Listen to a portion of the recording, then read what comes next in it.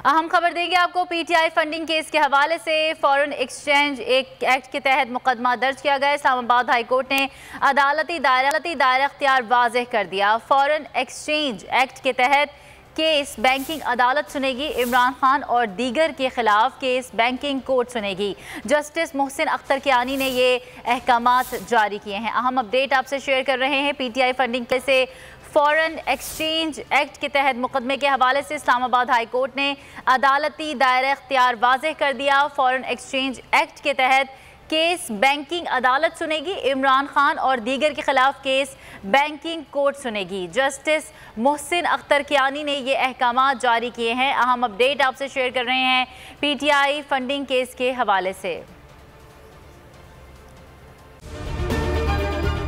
अगर आपको ये वीडियो पसंद आई है तो सब्सक्राइब कीजिए और बेल आइकन पर क्लिक कीजिए। एक बार फिर नंबर 1 बोल न्यूज ने एक बार फिर सारे रिकॉर्ड तोड़ दिए। सुल्तान राजा साहब ने मियां नवाज शरीफ से राब्ता किया और उनसे पूछा कि मेरे लिए क्या हुक्म है। बोल का प्रोग्राम अब पता चला। लाहौर के अस्पतालों में भी मसीहा नहीं फिरौन बैठे हैं। शाम 7 बजे की स्लॉट में सबसे ज्यादा देखा गया। 65% सार्फिन ने सिर्फ बोल देखने का इंतखाब किया। खून हल्का हवलदार का ही होता है, पुलिस के खिलाफ तो न जाने कितने प्रोग्राम्स हैं। क्योंकि बोल है नंबर 1।